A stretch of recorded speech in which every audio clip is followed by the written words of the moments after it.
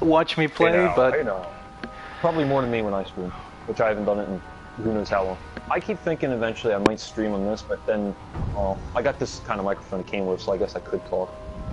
and by the way, that person talking right there, guys, is KITT171, my longtime friend on YouTube. So yeah, you're actually among the first people I started watching new on here.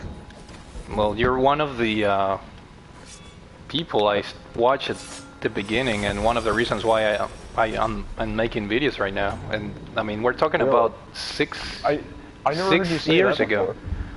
Wow. Yeah. I never said that. Amazing how long it's... No, not that I can remember. I don't know.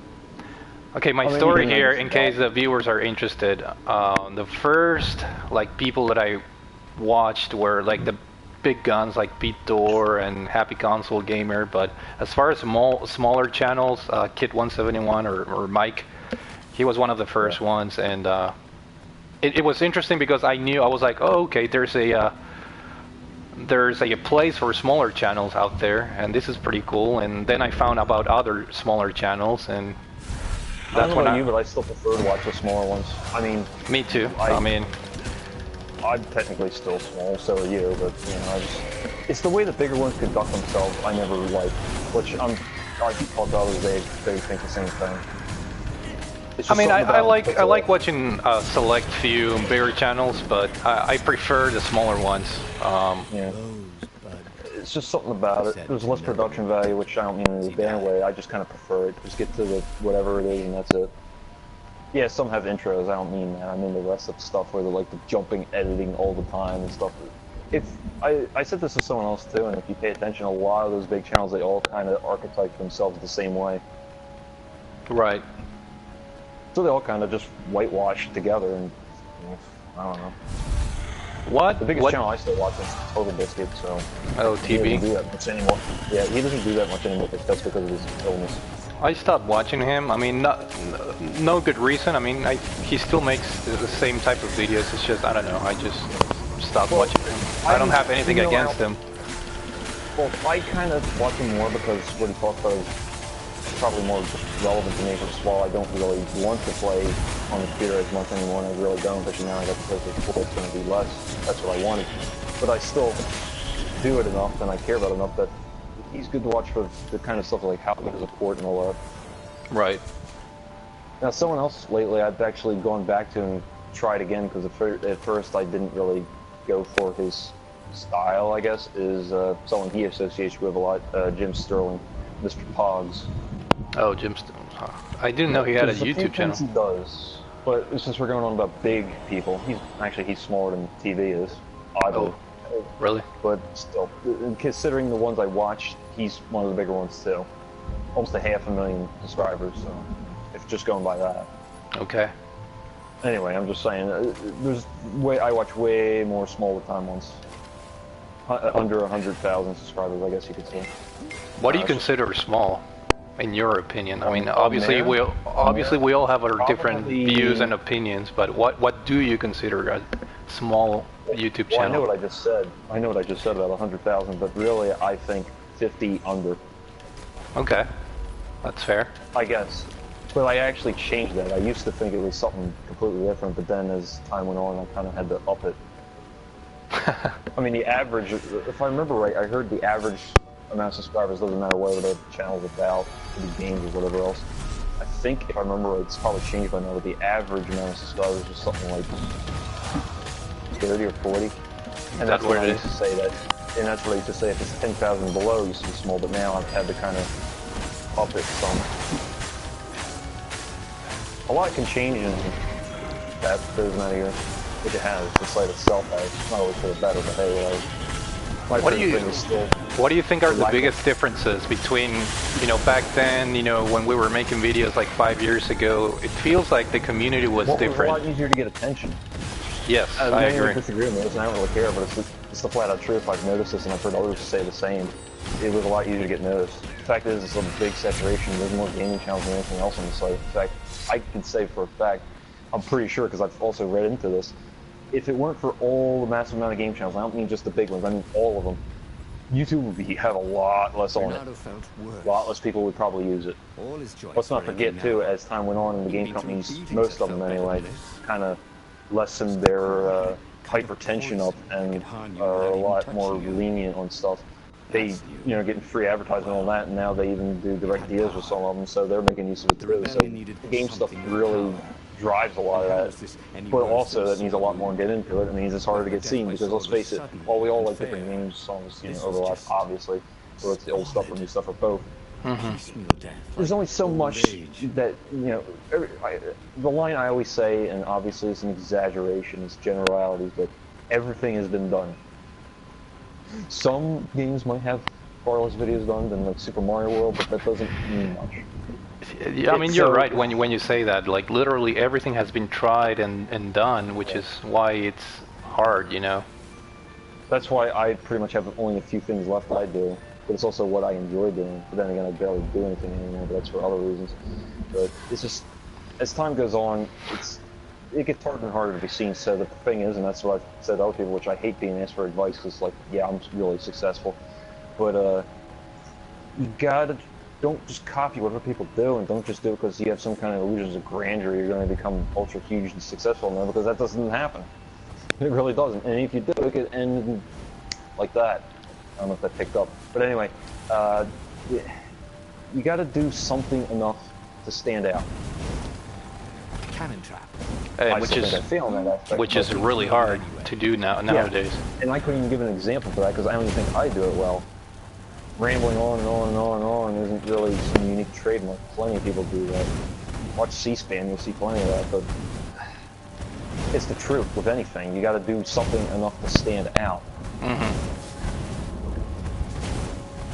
And by the way, it's not as easy. It's for not those as easy as it sounds. For those that will be watching this later or are watching live, sorry, but that was a freaking huge glitch in this game. Like the floor or the ground surface disappeared. That's one of the things with these indie games, man. I mean, some of them are interesting, but yeah, this one, the floor was missing, or the ground. Well, I know from going back to Jim Sterling, unfortunately, some of the Steam crap is making its way on the PlayStation Network, because Sony has got laissez-faire attitude about it. Yeah, they need to get rid of that shit, man. There's a lot of Legend crap. of Black Tiger and shit. Yeah, that one I was kind of mentioning to you, that 8 days or the hell it is, I tried the demo for it and glad I didn't spend money on it. Yeah, I'd rather play Metal Slug. It's actually better. Anyway, but that's going back to what you were saying, standing out. I mean, I'm at the point where I never just didn't really care, I never really cared that much. That's why my channel is pretty much a repetition. It's pickups, impressions, and I know which that's fine. I'm not gonna get a lot of exposure, but it's just what I enjoy doing, and yeah, and that's why I have the few things I do now. I mean, I might not be good at it, but the thing I get the most fun out of anymore is doing the high score run stuff. That's what I enjoy doing the most anymore. Yeah, I notice that's what you're concentrating most lately. Yeah, even though I'm not great at it, it gets me what I want. I'm showing some of a game. I'm getting to talk about it. I have fun just doing the thing itself, and it works for me better. I actually have fun doing that.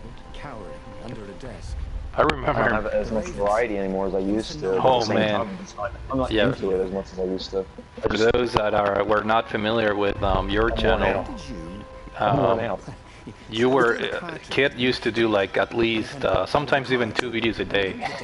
Yeah, and I really enjoyed that. By the way, I wish I could just come up with ideas though. Like I had an idea today. I don't know if I should do it or not. I was going to call it the Rambler, and I have a few subjects I want to go on about. Maybe even some that aren't about games. Like I went to a car show today. I could go on about that, but like I would talk about Star Trek Online that I'm playing right now, but also how my Xbox One controllers resolved a particular issue that's always annoyed me for years with my controllers. Like a few things, and I just go on about it and talk about it for no more than an hour total, or however many I have. Right. I just don't know if it's worth the time. I mean, some would probably like it and listen to it. I just don't know if it's worth trying or not. I don't know. It's an idea, at least. Which it's been a long, long time since I've had any kind of ideas like that. It's not original either. Yeah, but not everything has to be original. That's the other thing. It doesn't have to be original. But that's one of the negative things about YouTube. Sometimes you can come up with like an idea that you think it might be fresh, but people may not like it, and it may backfire on you, and you may even lose subscribers. It's really that I don't really care about. Which I've told many people this. I've told the same people about. But you understand what I'm talking about, though, right? Yeah, yeah. But that's not really the thing I think I should be worried about. Which is funny because I take my own advice most times, but that's not really the important thing. For one, you should like what the hell you're doing. That's why I like doing the score run stuff, even though I'm absolutely miserable with most of what I'm doing. But it's fun with it, and that's the point. If anyone knew how to assemble the Sky Ripper, that should be thing one. That's what I told Swift though, and he disappeared and he came back. That's what I tried telling him is like, I know you're not getting a lot of people seeing you. Like, I'd tell him the truth. It's harder now when you're starting than when I did. That's just the truth. Because there's far less people doing that. It's facts. But yeah, if you're, I'm trying to figure out how to word this. If you like what you are doing, whatever it is, and what you're talking about showing, I don't know the style of it, whatever it is that you're doing. If you like that enough, and you have enough motivation yourself, and not, it's not going anywhere quick enough. Which, again, I should take my own advice sometimes about that. You keep up with it enough, you will get your own audience. This applies not just to YouTube, it applies for pretty much anything. Podcasts, I remember this, I used to hear it a long time about those way back when they started, podcasts became really popular. It applies here too, is everyone has an audience, some kind of thing, no matter whatever the hell it is. And that's one of the things I value, because even though I'm a small channel, I do have my group of friends and followers like you, and it's mutual, And I got that on Twitter too, and that's what I'm fine with. I just stick with the same people. Yes, I admit it's kind of favoritism. You spend more time with certain other ones, and others. Like if I see something you did, more than likely I'll go to your video first before some other things. Also depending on length, but we all do that kind of thing. But if you keep at it. I think we all do the same kind of thing. We're all talking about, maybe not every channel, but those of us in this kind of circle area, we talk about games. Some of us talk more about the modern stuff than others. Some of us pretty much only talk about old stuff or some combination in between. Regardless of that, we all are technically doing the same thing, but we're not doing it the same way, or we don't all have the same thing to say about it. That alone is what makes it good enough. It's the variety. Yeah, we're all talking about games. We could all talk about, I don't know, Sonic 2. But we're not all going to have the same things to say about it because not all our experiences are the same about it. Right. I don't know, that's the best way I can explain it. But then there's also just using my own stuff, like for example, I always like going off and giving games that, I'm not talking about the most obscure, there's people that do way more obscure games than me, but I like doing the lesser talked about ones, lesser appreciated ones, even if they weren't always the greatest, because they deserve attention too. But then, it's also me personally, I like talking about those because I'm tired of seeing the same stuff all the time. I agree. That's just an example. But that's what I'm good at talking about, and that's what I like. But you also have to like what you do. It's like that say about the work and the job thing. It doesn't have to be the greatest thing ever, but you should at least like what you're doing. Exactly. Because it directly affects it. It comes across in what you're doing. I don't know, it's the best way I can explain it. I'm sure you know what I mean, even though I probably could have worded that better.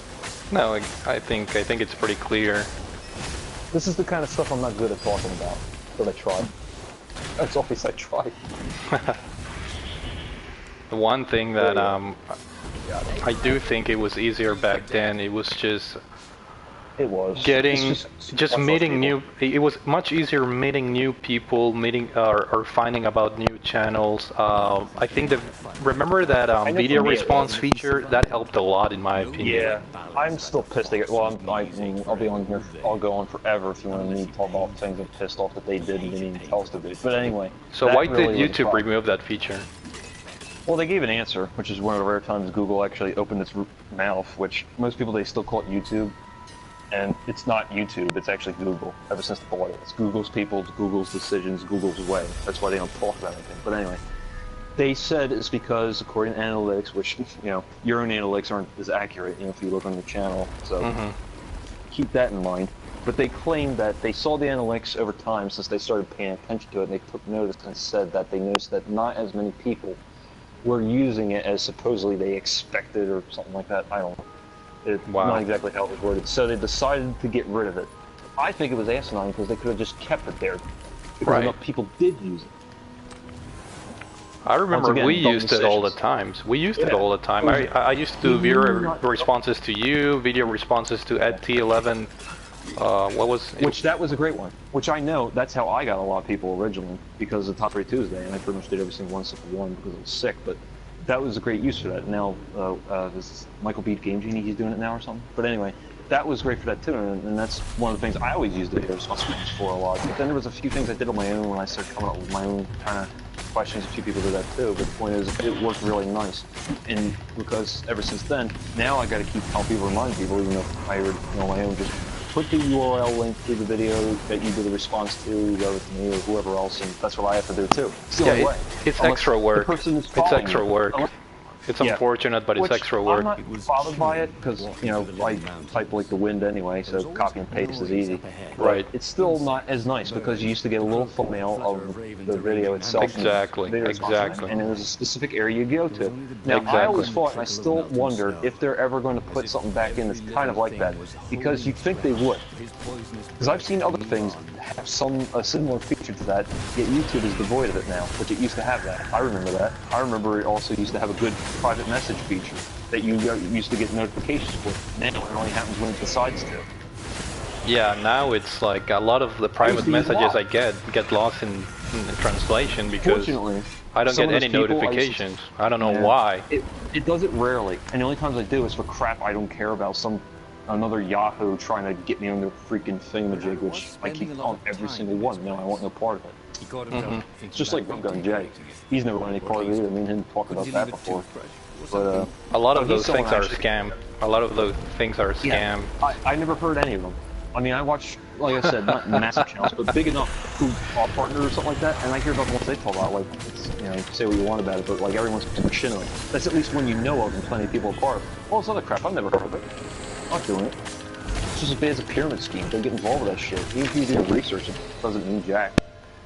Most people are completely oblivious to how shady G2A is for computer keys, and it's only now people are finally waking the hell up. It's kind of like that. Yeah, those guys are a joke. Yeah. And I don't want no part of it anyway. I know how much money I can get out of it. It's worthless. That's not what I did this for anyway. He needs to make money. Please. No. I don't ads in my videos either. Why have you not been involved in the new top three Tuesdays? Is there any particular reason? Or? You know, I forget. I forget, and I forget to, or I forget this is one.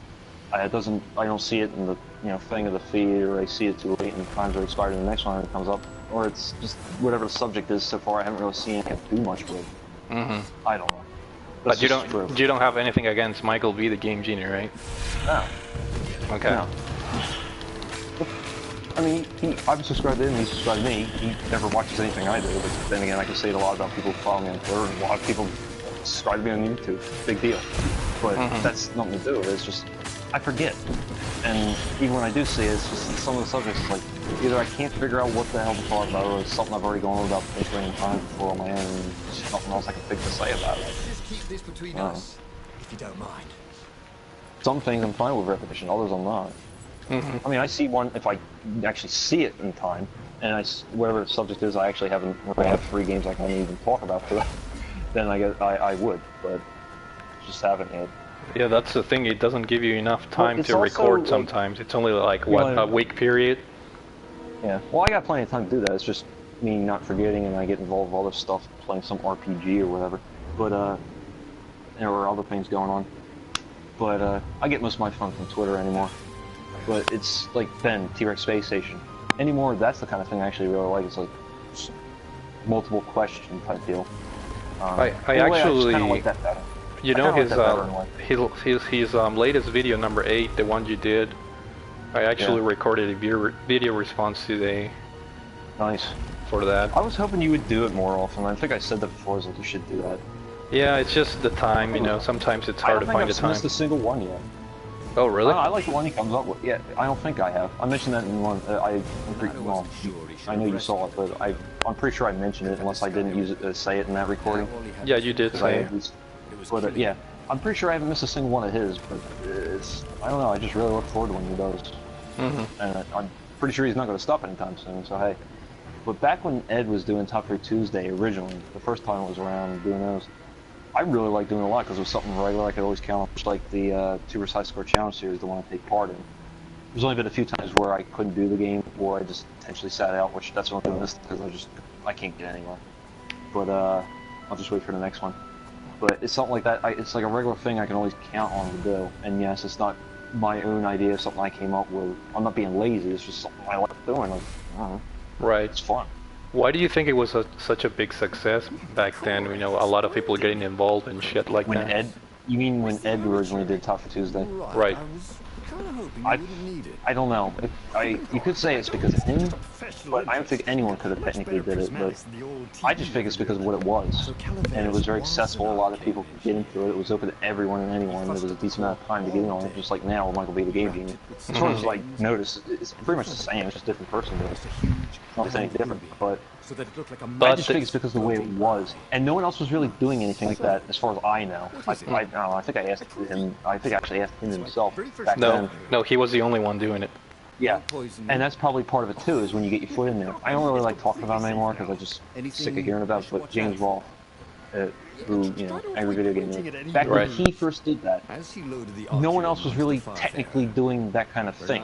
Right. But then, of course, once he did become decently popular online, and, you know, you started talking about him, that's when you get all the, I'll just call them posers that just try to see, well, if he did this, and if I try to do it, maybe I can become as popular, if not more than him, just because. The Emperor's ship. Yeah, you're right. What I'm getting at with that is because no one else was really doing what Ed decided to do, which, you know, it's not that complex of an idea. It's simple, but it works. Sometimes simplicity is best. But because no one else was really playing around with that kind of thing. Well, and I think another huge advantage he had was, you know, one of the tools, like we were mentioning, the video response tool, that helped a lot.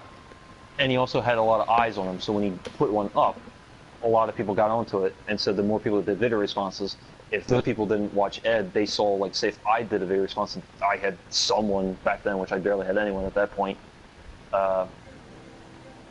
they see me do a video response to his thing, and they didn't know about it, and they get onto it. It's just like a chain effect. Right. I think that's why. But it's also, sometimes I do think it's the person who did it, but maybe not. I think it was the idea, really. Wasn't eating him alive. And it worked out really well for all that time. I mean, I know for a fact. And it's also when whoever it was, like when it came time, they came up with a question, whatever, like when I did it, I know for a fact it gave me kind of like a boost. And it helped. Yeah, it helped a lot, I think, to a lot of channels. I don't know if it works as well now because of the video response thing is gone, but nope. Plenty of people do video responses, I think. I mean, just take a look at I can tell he doesn't work. Ben. I don't know, because I haven't really looked into it that much. I know at least with Ben, at least going by people who I'm also subscribed to who did do video responses to him, I mean, there's probably others, I just don't know. Going by the ones who I also am subscribed to who have done, or pretty much always do video responses for his thing, like I do, there's quite a few.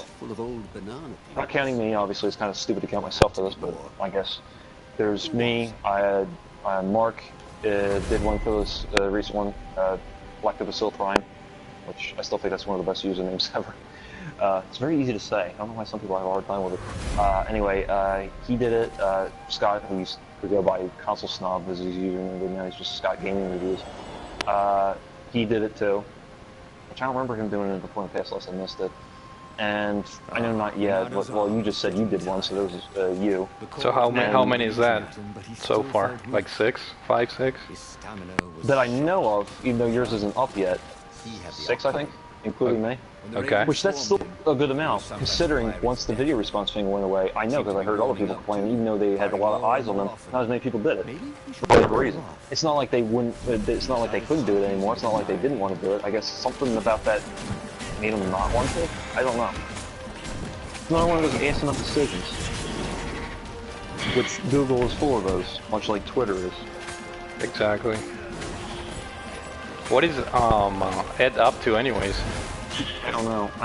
There's a lot of people, or not that I don't get to talk to as much anymore. I don't know. He's just busy with stuff. He's kind of like me that still has some interest in it. It's just not as much as for paintball things. But once in a great while, he still puts something up, and I talk to him when he puts a video up. But outside of anything else. If I didn't play around and I actually just got a ship with Star System like I kept saying I was going to do, I'd still mean to eventually. I probably would be talking to him and his brother. I haven't seen him upload anything in a long time, man. It's probably, I know it was 2016, but I think he put something up in like November. The last thing he did was kind of like a half pickups video, half like repair thing. That was the last time he did something. I don't know, but I don't know. There's quite a few people I know that just I never asked them to read, but I just some of the ones don't do things as much, if at all, anymore. I mean, I still do stuff. It's just far less frequent than I used to. But then some others, like I know that I watch for a long time, you still do stuff regularly. Right. Dub and Jay, he does. A few others, but some like Ed T1138, not so much. Mike Gardner, you know, you might know who he is. He associates with him, but a lot of them used to. They probably still put each other's, not doing videos as much. He doesn't do as much anymore. Commander, or was it Commander or Captain Calico? I don't know if you ever watched him, but he stopped doing stuff like that a long time ago, so it's probably a bad example. I'm trying to think. There's quite a few. Not as many, like I remember the original, like, sect, I guess you could say, that I was watching. Of these ones, along with, like, kind of like Ed at that time. Not as many are still doing stuff anymore, as they used to. Or, very few have changed, like, I'm trying to remember his username, he changed it. Oh, crap. Who? Stu. Mr. Dude? Yeah, Mr. Dude, that's it. Why couldn't I think of that? I noticed recently, I haven't seen it yet, because I was just playing around with other crap, but I noticed he's pretty much, not only did he delete all the videos he did that were game-related, he doesn't even talk about games anymore. Right. It's just about his Cars. Nissan or Datsun. Yeah, or he likes Nissan or Datsun. 240X, which, you know, fine, whatever. I got no problem. He specializes in that one car. Whatever. It's a completely different change from what he was used to do. So I've noticed that with a few others, too. Yeah, I have a friend that deleted all his videos, too. I mean, I already thought about it, like, this is the last year I'm going to bother doing stuff. I've told some others, I probably think it's a joke, but I'm serious about that, between the lack of ideas I have and just whatever else. But even when I technically do that, I would probably still do the high score run stuff when it's fun. So technically, I wouldn't stop. But that would be the only thing I'd do. No one's happy with that. Oh well, what can I tell you? This is something else I could mention. But while I don't get money for this, I don't do the Patreon thing or anything like that. It's not just some kind of actual expectation. Sometimes I'll admit, even in the past and just as much now, sometimes it's like some kind of invisible pressure, like a black hole, that I'm expected to do stuff. Yes. I mean, I haven't been on Twitter that long, but oddly, I kind of get that feeling sometimes too. From Twitter? The problem I create. Yeah, in a way, sometimes. But I don't think it works that way with that one. I know YouTube it kind of does, because, well, people subscribe to it, they kind of expect me to do videos, even though 99% of people that subscribe and don't watch anything I do, so why do they subscribe? I couldn't tell you. Don't even get me started on that. But, no, I know. But, I don't know. I've always felt kind of like that I have to put something out. I don't know. I still feel like that. I mean, there's a video I keep needing to do. I just keep forgetting to do it or putting it off. I don't know why. Since I got it again, I wanted to do my own video. And again, not like this hasn't been done 10 trillion times. Everyone knows the game probably has it themselves, but I like one. And I just want to do my own video on it. I wanted to do a video on Panzer Dragoon 1. There's no reason I can't do it. I just keep forgetting to do it, or I just want to play shit like some of these RPGs I got for the PlayStation 4 since I got them, or whatever else. Right. I don't know. And I could just do that instead. It's not like it would take forever, even though I still have to restart many times, but I just, for some reason, I either forget or I just, see, there's something I can do, probably should do, but I don't, for whatever reason. I don't know. Like I said, I get more fun off of Twitter anymore. It requires less effort. I still get to do what I want to do, and in a way it's easier, and I have more fun with it, and I'm great at typing, so hey, it'll work. I don't have to restart over and over and over, render anything out, I don't have to edit anything. It's not that I don't like doing that, it's not that I can't do that, it's just, I don't know. The fun has kind of evaporated something. It's not completely gone, but a lot of it is. That's why I stopped doing reviews. Well, there's a lot of reasons I stopped doing those. Whenever I finally get done with Final Fantasy 15, I didn't say it in that version of the video response I did yesterday, but one of the others, I had it in there. I mentioned when I talked about Final Fantasy 15. I said whenever I'm done this, it's one of those kind of games I'm kind of tempted to talk about. That's what I think of it. When you're it's one of done those with kind it. of games. Yeah, whatever the hell that happens. I can tell you right now, I already know one thing I'm not bothering with in that game is after you beat it, the game gives you an option to fight essentially a giant fucking mountain. And I know what it's like. I am not spending 2.5 hours doing warp strikes to kill the thing. It's not worth it. And given how that game works, if you get knocked out of, or you intentionally yourself not paying attention, or you want to do that, go out of the ring of combat, as I call it, then fight's done, and you gotta start over. I'm not doing that. It's not worth it. I know what you get for beating it. It's kind of cool. That's a massive-ass boss, and they were able to do that. But, you know, I'll just watch videos of other people doing it. Anyway, that's going on about Final Fantasy 15. I'm nowhere near there. I can't stop playing Star Trek Online. I'm having fun with it. But, yeah, I don't know. I'm just going on about all kinds of nonsense. This is your stream on your channel, isn't it? Why am I doing all the talking? No, that's fine, man. I mean, that's the whole point of me. Jeez. By the way, I'm gonna double check if this shit is working. How many people are watching? You said you didn't know how many people were going on. Have I driven everyone away? Right now 0, but there were like 2 or 3 earlier, but nobody is. Sounds like when I stream. Whatever. People, sometimes I notice with live stream, it doesn't matter, like, whatever it is you're streaming. Like when we do it, us in our area, people more will usually see it after it's up or whatever. But if this was my stream, I would probably not keep it because I think it would be crap given what I went on about. I'll keep mine. To entertainment. It's not entertaining. I don't care, man. I'll keep this one. It's me complaining, but I'm being honest about this stuff.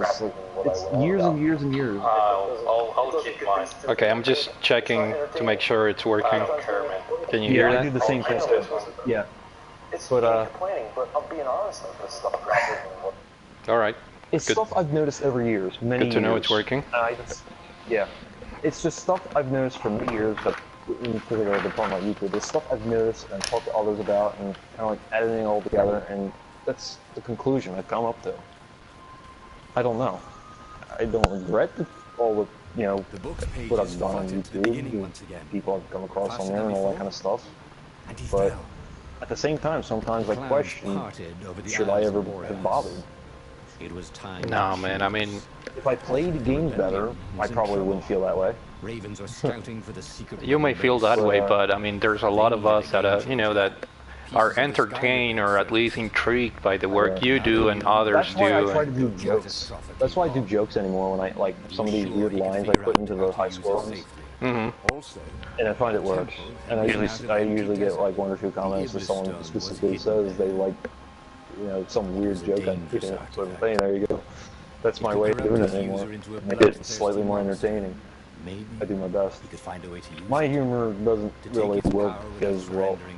These days, my humor is kind of something you gotta be careful with. Most people either wouldn't get it or they would be wrongly offended by it. That's why I always forget my own sarcasm does not work well in text. And most of the time, it doesn't end well. Sometimes I'm able to explain to the person, you know, that's not. Well, to be fair, people get offended by simple crap, especially nowadays. Same, because I love sarcasm. I'm so great at it. I am Randy Marsh in South Park in that one episode. I can use sarcasm so well. I love it too. Some of my favorite jokes involve sarcasm. And for those wondering, the game that I'm playing, Stories, Path of Destinies, it was a PlayStation Plus freebie, and this game features 25 different endings. Now the game is pretty short, so it only takes about 45 minutes to get to the ending, but the game has a lot of branches and different paths you can Sounds take. like you're kind of like beat Undertale. I know that one's got a lot of weapons, and it only takes however long to get through it. How many endings?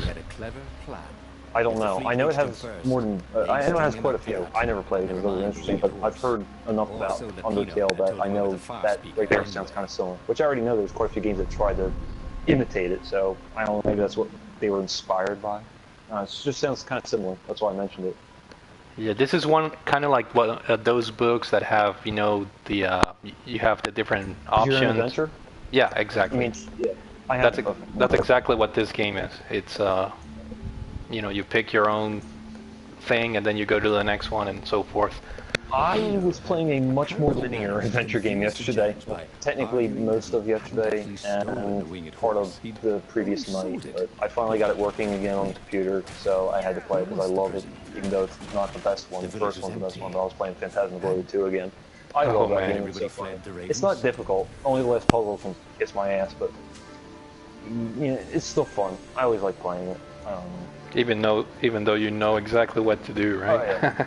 Well, I love FMV games, so. But it's been a pain for me to try to get the Windows version working again. The DOS version, which is what GOG re-released, is easy. Just use DOS launcher. They use it. The Windows version is a little bit harder. Fortunately, I found some person that made a new installer, so it works on 64-bit. Bam, works perfect. Well, speaking of that, Night Trap is going to get re-released. I don't care. It's a waste of fucking time. It doesn't even fill up 1% of the Blu-ray disc on a PlayStation 4. Why? I don't know who asked for it, but it'll get released. No one. This is what annoys me. I genuinely love FMV games, and I've played a lot of actual bad ones, and I've played bad ones which are also enjoyable because they are bad, and I've played quite a few genuinely good ones which they do exist, and I bring them up. Ripper's one, Phantasmagoria, the X-Files one, the computer version or the PlayStation version, missing thing, whatever. Night Trap literally is a piece of crap FMV game. Even Solid made it loves FMV games, there's nothing there enjoyable. It's stupid. It was supposed to be originally a VHS game for what was that the thing TV, called? what was that TV thing called? I can't remember. I hate the thing, but I like the story behind it. It was also going to be on the 3DO, and it was going to be on another thing. Originally it was going to be a VHS movie game. It was going to be like Nightmare. If you ever watched Spoonie back when he was not lazy, but he did a series of that and he showed Nightmare. There's a VHS game there. Dragon Strike. If you know Dragon Strike, a lot of people know that one. It's kind of like Dungeons and Dragons sort of, but it's a VHS board game. It was going to be like that. It was going to be a game you had to play with a VHS. But there's quite a few of those out there. Most people don't know that. But way more than these ones I'm mentioning. And they're forgotten for good reason. There's a wrestling one. But anyway, there's actually a few. Anyway, that's what it originally was going to be. And somewhere at some point someone found the higher quality masters and pretty much edited it together to be an actual movie. Still boring as shit. The only reason probably anyone even remembered it originally, besides recently where it's kind of like a, I don't know, a hipster thing, I guess, to think it cool, I don't know, is because Dana Plato was in it, which I could care less, personally. I've seen a few things she's in, and I don't think she's a great actress, but it's crap. Even for FMV games, there's nothing there. It's lame. Yeah, I don't think anybody asked for it, but, you know. Well, okay, to be fair, some asked for it, but no enough, I think, even for that limited run games company to make, you know, a coin on it. I don't see it being worthwhile. And what pisses me off is, of all the FMV games, why does it have to be that one? Why can't it be Phantasmagoria 1 and or 2? Exactly. That was my whole point. That was my whole point. Why can't they just do Phantasmagoria 2, man? That's the one I want to replay. No, here you go. You want to know some of the best FMV games? The Wing Commander games. Oh, I haven't played those yet, but I'm sure they're good. There's genuinely really good FMV games. The Tex Murphy game, the Tex Murphy series. There's really good FMV games because they actually freaking bothered to try. Night Trap is stupid. The so-called story is stupid. The acting is atrocious even by FMV game standards. It's a lame concept. I can think of so many ways to whatever the I don't want to call it plot, whatever the conflict as it's called. Let's use actual story even though it doesn't deserve it. There's so many ways that you can come up with a solution to why this shouldn't happen. It can be over in 5 minutes. Why these moronic jackass enemies, which are a joke, again, even by FMV games. The putties in the original Mighty Morphin Power Rangers were a lot more intimidating. It's stupid. I think one thing that Phantasmagoria, or I'm sorry, Night Trap has going for it is, you know, the fact of, you know, the girls that are there and. So what? It's called the internet. Yeah, but you know how people are. People are gonna get sold or play Dead or Alive. Play Dead or Alive. At least it's an actual game. Oh, right. And wait, no. If you want to see that kind of shit in an FMV game, again, there's better ones you can see that. Here you go, play Phantasmagoria 2. Put the nudie code in. When you're in WinTech and you have access to the computers, I'll tell you exactly how you do this. One of the two girls has the nudity code on, enabled on the computer, or if you're playing the North American version because it was heavily censored in Europe and it doesn't have this. But Jocelyn already has like the nude code in. The nude code into it, right? Yeah, but you have to activate it for Therese. Obviously, if no one's played the game, you'll know what I'm talking about, but I do because I love the thing. I don't know, it's a B movie. Anyway, I could go on about Phantasmagoria and the idea why the second one's so different and whatever else. But anyway, if you're in WinTech, you log into both. It's the same password for both of them, but it's a two-step thing. For Jocelyn, it's already enabled in the North American one, but if you want to turn it off, like if you're about to stream on YouTube or something like that, make sure you do that before disc 2, because that's when the scene happens. Anyway, it's just topless, but still you're getting in trouble for it. Anyway, you log in on WinTech computers, you choose Jocelyn C, and you type in XXX. Yeah, manage the password. Then it asks for like nudity code. You put in Adrian with capital A. So that enables it or disables it, depending on which one it already is. Now Therese is disabled by default for some reason. I don't know why hers is, but Jocelyn's isn't. Anyway, it's because everything with her involves an S&M club. The game was very controversial for the time, but also kind of pushed things forward. I mean, it says the F word twice in it, which most games at that point didn't have that either. Again, I can go on about Phantasmagoria forever because I just find it to be fascinating. But, again, Teresa, you log in as her, XXX is the password, and then you put in the code Adrian, and there you go, nudity enabled. Which again is just topless stuff. But that was, for the time in 1996 when the second one came out, that was whoa. Have you seen, played, or heard about which, by the way, CDI game called Voyeur? CDI is garbage. No. Oh, speaking of CDI and 3DO, yeah, there's softcore like Cinemax style like adult games, porn games, which Scott, again, the console snob back when he was using that username, did videos on, and we told him you're going to get in trouble for it, and he did. But yeah, I remember. They're not games. That's what That's why I despise Plumbers Don't Wear Ties. Because I love FMV games. For one, that's not an FMV game. That's a fucking slideshow. Some of them are just downright slideshows or just compressed shitty videos that just keep playing. That one literally is a slideshow. The only actual FMV in it, the only like full motion video, or just video in general in it, is the very beginning when I can't remember the bitch's name that's explaining how the hell to play the game like it's that complicated. You even need the D-pad really in it. It's a mess. Why would you want to play it? I refuse to call it a game. A Phantasmagoria game because there's actual something going on in there, and you can actually die in it. But there's something there. Anyway, Plumbers Don't Wear Ties is a slideshow. It's a nonsensical slideshow, even by, like, alright, fine, I'll just call it this because it's the closest thing compared to FMV game standards, because nothing in that matches up with anything. Phantasmagoria is weird and out there, but there's a point to it. First one is very gothic-themed, horror, typical stuff, and it works well. It's very gory, but it's also scary, genuinely. Even now, some people are still, it's effective. The second one intentionally was made to be more like a made-for-TV style B movie. That's why it has a very different theme and tone. Roberta Williams didn't even have anything to do with it. And that was intentional. Originally, Sierra wanted to make an anthology of Phantasmagoria, and every single entry was supposed to be a different theme. That never happened, for various reasons. The second one didn't perform well, we didn't get very good reviews, unlike the first one, which actually was a success financially. Well, and the controversy thing. Well, there's that, but that hardly meant anything, because the first one had a controversy too, and it's still, a sequel happened. But it's also other things that, there's more still to it, but just look it up, and you'll see. But, the point is, they actually have something going on for it. There's other FMV games I could use as an example too, but the problem with Plumbers Don't Wear Ties is there's nothing going on. It's a stupid, just like Night Trap, it's a stupid, I don't even call it a story, it's crap. There's no 3-act structure in that garbage. It's nonsense. It's nonsense. There's nothing. There's shit in there that doesn't even have any relevance to what the main so-called story is about. Well, I bet that game is gonna get funded for a re-release. I bet you anything, because that game got repopularized by you know what I think? You know what happened, right? Did you see the do you see the South Park episode that was about Kickstarter? No. And at the one point near the end, when Kickstarter goes down because it gets destroyed, they come up with the idea to keep going, and they call it "Go Fund Yourself."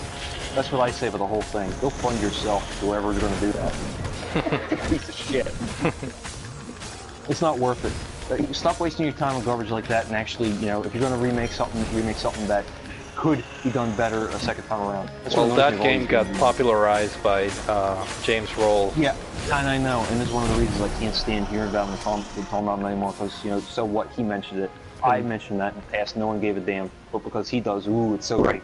Guess what? He doesn't review games. There's only a few videos he ever did back when I watched them. I can even still say they were actual reviews. Most of the time it was just ragging on the game, and even he later came up and say that most of the time some of that stuff he said about certain games, or even just all of it, wasn't really what he personally thinks. This is as a character. So they're not reviews for one, and the video he did on Final Fantasy, which I did see back when I still, you know, could tolerate his shtick, which got old really quick. That's why I could care less. But that wasn't a review. But then how could you? Because there's barely anything there. There's nothing to really talk about. It's pointless. I mean, even those like Voyeur and I can't remember what the there's a video literally titled Sex. S-E-X, that's the title. That's the title? There's also two Playboy games on it that are just karaoke or something like that. But anyway, those are freaking waste of time too, but there's some point behind them. Homeless Court Ties is freaking stupid. It would be shit if it was a made-for-TV movie, which, oh my god, that would be great. Actually, that would be kind of fun to watch. But, no, it's just, it's crap. Even as a slideshow, it's crap. Yeah, but regardless, that game, you know, the sales went up so quickly on eBay right after James Roll did the episode. Yeah, well, that's something that... And you and I talked about this before. And, oh, yeah, I remember, yeah. So, fortunately, it's not one I ever want, so I can care less. And if I ever want to play it, which, you know, I'd have to be very, very ill that day, I just play on the emulator. Screw it. It's not even worth a CDR. It's not worth CDRing. If I had a 3DO, it's not worth it. But the point is, there are genuinely good FMV games. Johnny Mnemonic, not a good one. Phantasmagoria 1, a good one. But there's also bad ones, which are entertaining because they are bad. Technically, Phantasmagoria 2 is one of these. I've never said otherwise. But it's actually fun to play, even though it's not very good if you're into that kind of B-movie stuff, which is what it was supposed to be. But it's not like it's a challenge, there's barely any puzzles in it except for this one, which is asinine. I was stuck on that for like 30 minutes, but whatever, I eventually got through it again. I was doing it by memory the whole game, so... Anyway, how fast can you go through the game? Well, I like to see the cutscenes, so I don't want to skip them, and I like to see the extra ones, so... I can get through it pretty quick. If you're not skipping for everything like a madman speedrunning it, each disc, there's 5 discs, essentially each one could take an hour. And that's even if you've never played it before and you're just going for this normal, and if you mess up once or twice, each disc could take about an hour, so it's like a 5-hour game. If you know exactly what you're doing, that includes the last shitty puzzle, you could probably knock that down to 2.5, maybe. Now if you're literally speedrunning it, like mashing through, skipping every single scene, not missing a single item, doing everything right on, an hour, probably. Because you also have to factor in, yeah, but that's factoring in load times and swapping discs, which you have to do with the Windows version. Right. If you got like on VOD and you're playing the DOSBox version, that's even faster because you don't have to swap. You don't have to swap anything, right? No. Which I actually thought I came up with my own solution how to get around that, but it didn't work. It was an experiment and it failed. But anyway, it's, I don't know, but yeah, you can get pretty quick. I'm actually kind of disappointed I've never found like a good speed run of that game. I've seen a few, but like the video itself is not even well recorded. It kind of makes it annoying to try and watch, but whatever. I'm not going to speedrun it if that's what you're thinking. No. FMV games are a fucking nightmare to record. It wasn't healthy to be so close but to the eye of I was lucky enough I was able to get record the X-Files game when I did a video on that. He could take it to the observatory. Anyway, but yeah, the point is there are genuinely good FMV games, and I've played not all of them, but I've played quite a few of them. Some of them I would like to play again, but it's just issues trying to get a hold of them, find them, get them and run. Now, one of the most impressive streams that you did that I was like, wow, I give Mike a lot of respect for doing this is the bus game. The third bus, or what is it called? The, That- the one where you drive the bus. What was the name? Desert Bus, yeah. Desert. Yeah, well, The Desert Bus. Yeah, yeah. yeah, well, I thought it was a good idea, but then I forgot how I've been all my life, and like I got a tendency to go to the bathroom a lot, and that wasn't a good idea. But unlike someone else I used to watch, Dave the Usher, I don't know if anyone's heard of him. I used to watch him back when I was into Let's Plays and playthroughs. I can't watch him anymore. But oh hey, I got a notification for the live stream on my like main dashboard here, so I can have live streamception. I'm not going to do that. But anyway, yeah, I actually like Desert Bus. I think it's fun. I understand the point. This is the thing. I don't think many people understand the point behind it. Penn Jillette. He took personally. I'm not going to explain the entire story because that requires me explaining, every single person involved. But if you know who Janet Reno is, just looking. It was basically a game. Desert Bus literally was made in that case of game, and to make fun of her. Because if she had her way, games would be like that. That was the joke. In fact, the beginning intro video explains that pretty much. He doesn't say Janet Reno, but what he's saying is all sarcasm. Again, I love sarcasm, so I can detect it well. It was basically what she was saying at the time, because she was one of these idiots that doesn't know jack shit about what she's talking about, never played a single game, because no game was violent. If she had her way and started people, that's what games would be like. It would be so realistic, they would be not fun. Essentially, that was the joke with Desert Bus. Well, and that was the whole point of the game, Yes. Just drive the bus, don't blink, basically, just do your job, and you do the whole 8 hours, real-time 8 hours. You can't pause it. Of course, if someone plays an emulator, they can cheat that. But we're also there's actually a charity every year. For many years, they've been doing that. But they also have, but they get through because they have multiple people, so they can switch the controller off of someone. But anyway, they don't cheat at it though.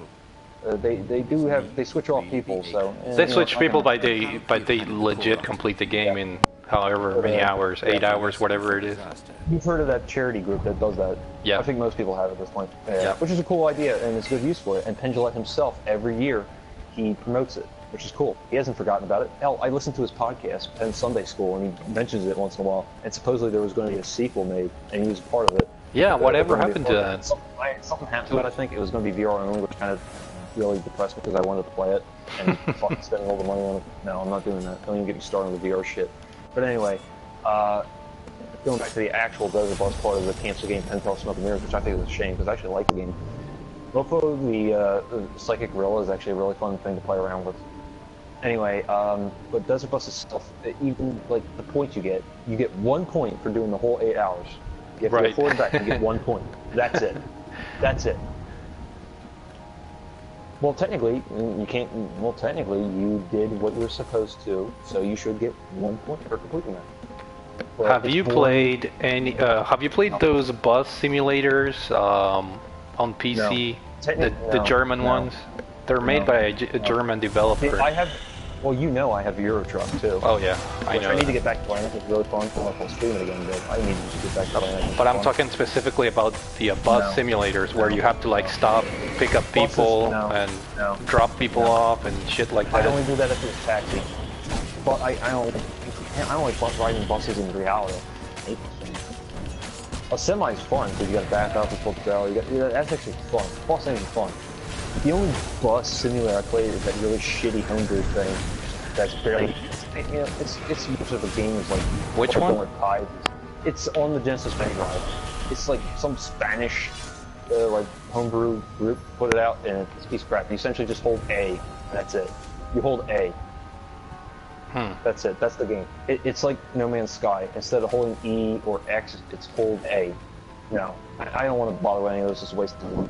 I played that farming game, but only so many gits I see on YouTube and streaming it because because ever since one person did it, they all think they have to do it too.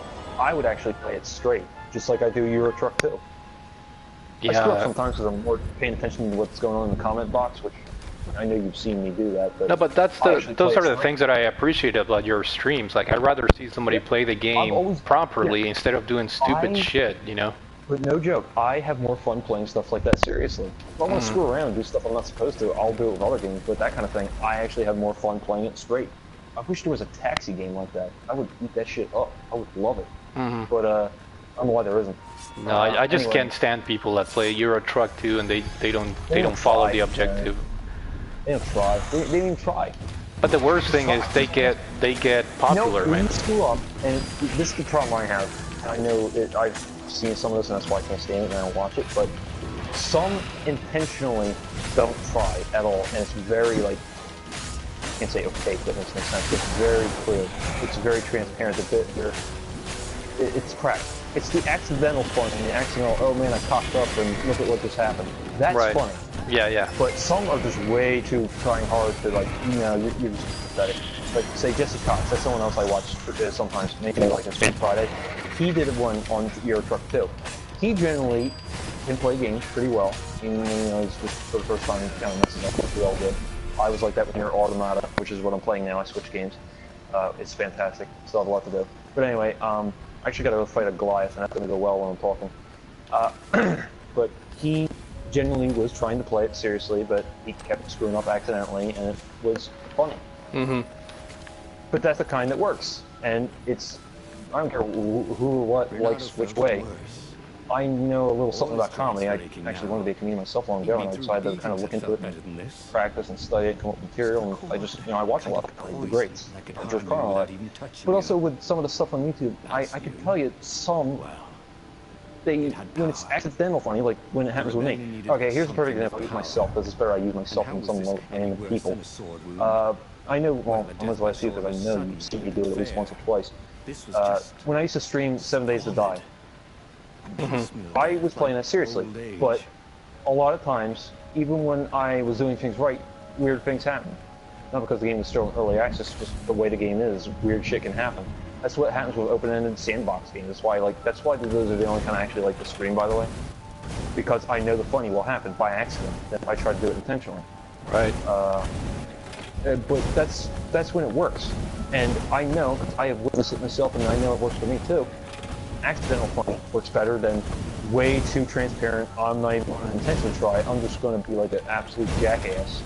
And that's funny, right? No, it isn't. Sorry, I don't think it is. That's why there's certain ones on the site I never have been able to stand and will. The overly ridiculous cartoony reactions. Oh man, those are the worst. I don't mean reactions videos, I mean in the videos themselves, the reactions to shit like that Slender Man crap, which that's not a survival horror game. I'd rather, you want a survival horror game, go play the first Silent Hill. It's still better than most crap that comes out these days. Actually, no, play I Silent can't Hill stand those people, man. well, out there. Yeah, it's just, but you know I'm what? sorry, I'm just have to be honest here. I'm just telling the truth.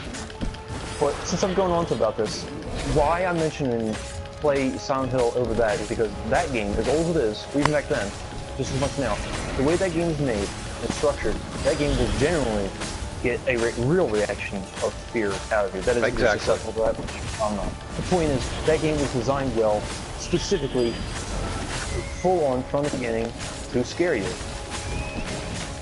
Even the first Resident Evil, take the goofy ass voice acting aside, the dogs jumping in the windows. To this day, I still see people saying this scared the shit out of them, even though they know the damn well happens. That's a classic, the dogs jumping out of the window in that corridor. Here, it's a classic. Let's go on with some newer ones. Resident Evil 7. Perfect. It's got nothing to do with it. It's the first person. It's how the game is structured. It's a lot like, Chainsaw Massacre, which is the closest comparison like a horror movie can make for 7. And it works well. Yeah. Capcom knew what the hell they were doing. It works well. Resident Evil's back to the way it should be, which is, I'm very happy about that. But, it's an example, PT, even though it was not a full game. Because the way that game was structured, the way the game was designed, it was genuinely going to make you shit your fucking pants, and that's what it should be.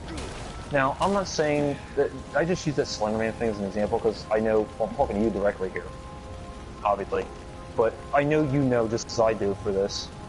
That's like one of those ones that's a very well-known example of all these infamous videos where people do, specifically, they would normally not have a little box in the corner streaming themselves to get a reaction. So, for one, that already gives away they're going to be doing something like that. So, the effect is already gone as a viewer.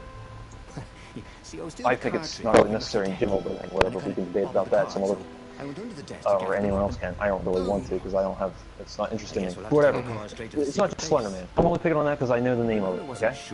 Anyone who's listening to this? Oh, I fought this fucker before. Wait, is it? Yeah, I fought this thing. It's the first Goliath. Anyway. The secret Goddamn ass. Someone resurrected him. Like, you know, most of those people that have their cameras when their own thing in the lower corner. You know what I call those? It's acting shit. That's what it is. Simple. You know what it reminds? All right, here's something that'll take you back. I know you've been around long enough and around the time I was, so I know you can relate to this. Remember the cam girls on YouTube? Oh God. Yeah. Oh, that's the one thing I will actually give Google/YouTube credit for. They actually did one thing good, and they made things so they couldn't do their shit anymore. Which, by the way, going back to the video response thing we talked about however many hours ago now we've been talking, I forgot to mention this. That was supposedly also a factor in them getting rid of the video response thing. Was because of them. So you can also thank those vapid pieces of shit for ruining the video response thing. So they're responsible too, huh? Yeah, part of the reason was because of them. Fuck them. Anyway, yeah, I just wanted to mention that since I remembered it. Anyway, running around collecting items, not even fighting the boss. Anyway, what was I talking about? Oh yeah, the stupid ass fixed scare tactic bullshit. Look, I like survival horror games. I haven't played them all. Some I've played aren't good, okay? I'll flat out admit it. And part of the reason that they're not good is also the effect of actual horror doesn't work. Now, disclaimer here, I know you might remember me saying this because you've been watching me for so long, or just talking in general in comments. It's true. Some people are like this, I'm not the only one. Movies don't scare me, games don't scare me, books don't scare me, even when I was a little kid. It just doesn't. I mean, some people are like, they're not phased. Doesn't mean I don't like creepy stuff, doesn't mean I like horror. Halloween's my favorite holiday, pretty much. I love that shit. I love watching those kind of movies. I love playing those kind of games. And I played quite a few of them. They're all really good, and part of the reason for that is that the kind of scary feel or atmosphere. The atmosphere is a key thing in a lot of these games, and a lot of these, like, I don't want to call them indie, I call it because that's kind of disingenuous for what they are, but a lot of this, like, crap dumped on Steam is a lot of this Unity engine, Unreal Engine 4 crap, which is very stereotypical horror. It's basically YouTube bait. It's YouTube fodder for those kind of videos. Again, I only go back to using Slenderman since I use that. I am not picking on the game or the people who made it. I just need a name of a game. It's an example here, people. It's one that many people know, as well as you and me, that you can relate to what I'm getting at from my example here. That's why I'm picking on that one. I just want to make it clear. I don't want you to get crap for it than me. Although that happens anyway these days. So, going back to the Slenderman example, instead of bouncing around all the time. Many games, because when something like that becomes popular, you're going to get imitators. We've seen this with Resident Evil. I mean, one of my favorite Resident Evil clones is X-Files Resist or Serve. But, you know, you got Grand Theft Auto clones because it's a very popular game in the series. Resident Evil is very popular, so obviously you're going to get games that copy off of it. Cold Fear, it's actually a good game on its own, but it's a blatant copy of Resident Evil 4, as an example. But you get stuff like with Slenderman, which once it gets to a certain style, they notice what it does, and they notice it gets a lot of attention. And in turn, when these people do those kind of videos like that, it gets attention for them, so it gets their game gets bought and sold. If it's not, you know, it's free. More people play it and get to it, they can get exposure. Exposure, yeah. That's the. But the downside of this is we get these infuriatingly bullshit videos, which are so goddamn fake, it's obnoxious. That's why I have a personal disdain.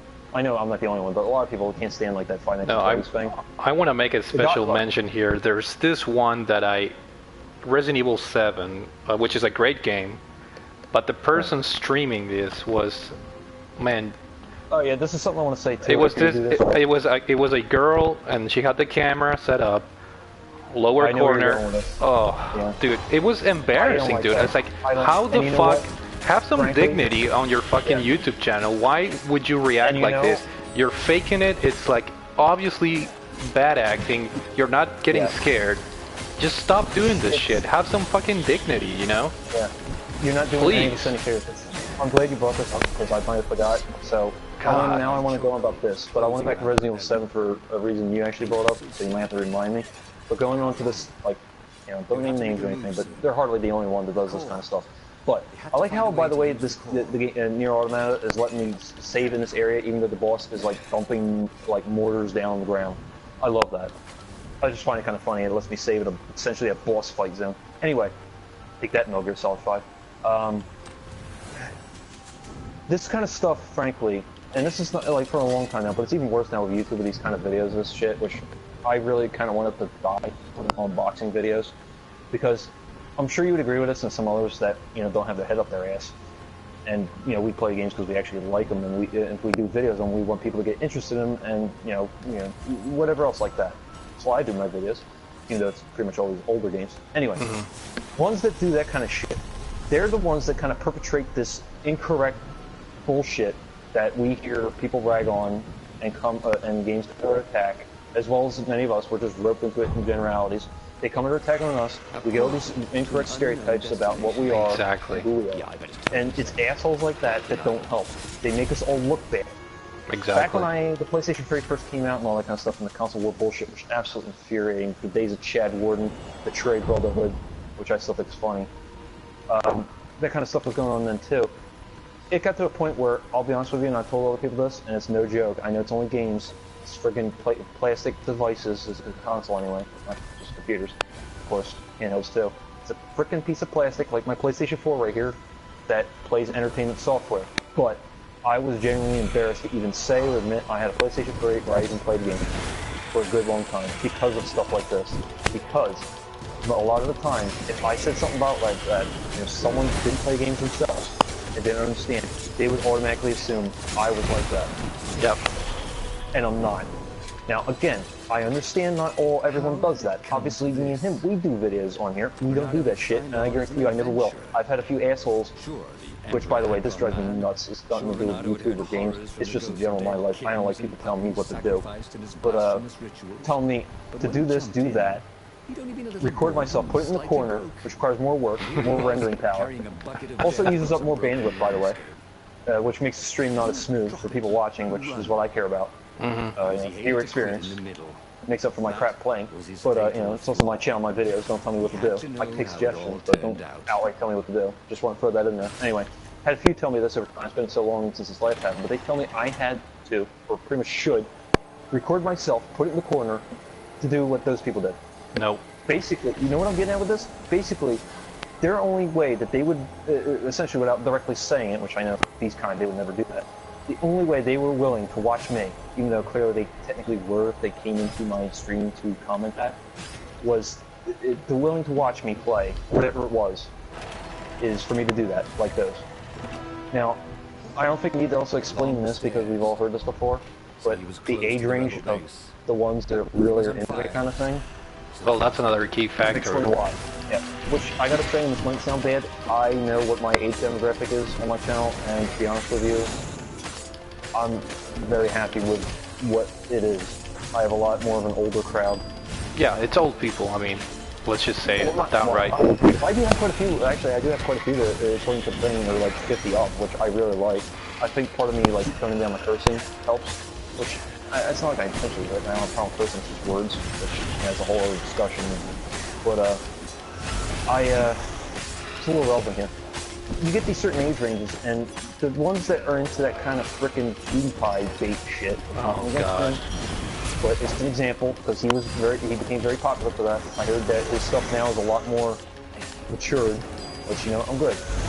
You know, nothing against the guy himself, but you know what? I'd say this to anyone who's like, you gotta be better than this. You don't want to be that kind of one doing that kind of thing all the time. You're never going to be taken seriously eventually. Popular is one thing. Take it seriously is what you really want, and that's what I like. That's why I'm serious in most of my stuff.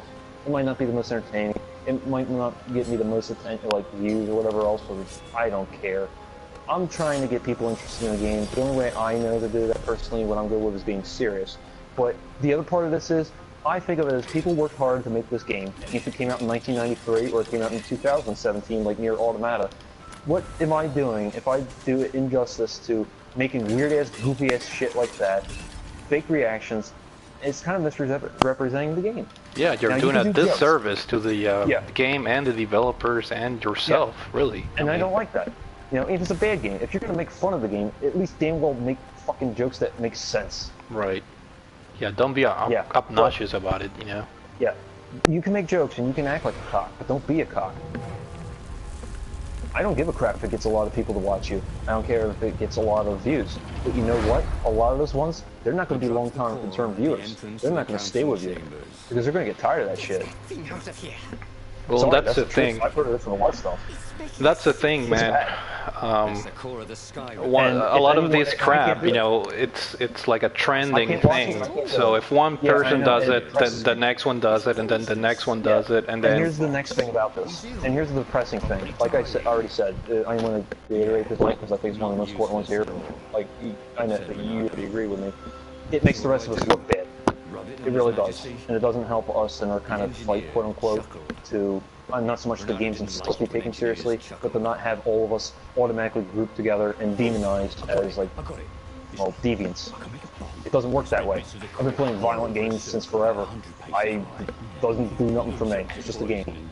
But because of stuff like this, because of the way they act, and it's like, gamer, say you're a gamer, so you know you act like this and that. I've had it happen. I've had it happen. That's why I don't like it, and it makes the rest of us look immature assholes. And it doesn't do the rest of us who don't do videos like that favors. That's the other thing I was getting at right now. I feel bad for all of us. I feel bad for me. I feel bad for you. I feel bad for any of us that do that kind of thing. Not the ones that actually do genuine jokes. You know, they do actual comedy kind of stuff.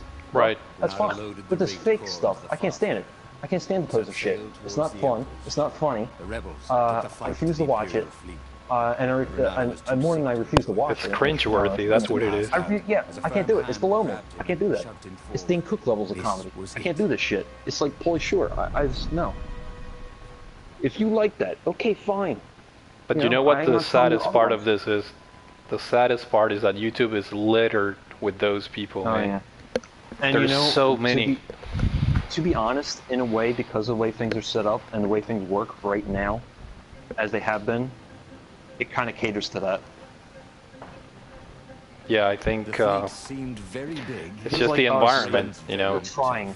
Yeah, those of us who are generally trying, and also bigger ones who aren't doing that crap, are unfortunately getting vastly underlooked, underappreciated, or I've seen some, I have seen it in the comments, I have seen this, where whoever is saying this does not, even sometimes openly admits to not doing this, trying to watch whoever this person is because something that they see in a thumbnail or whatever, they assume is going to be like that, so they think that they're like that, and either they're disappointed that they aren't like that, so then they like downvote them to hell, or they just, you know, do the usual Google to poisonous comment stuff, which comment section in YouTube in general is poison. That's another reason, by the way, going back like however many hours ago when we started talking, we were talking about like small channels. That's another reason I like small channels.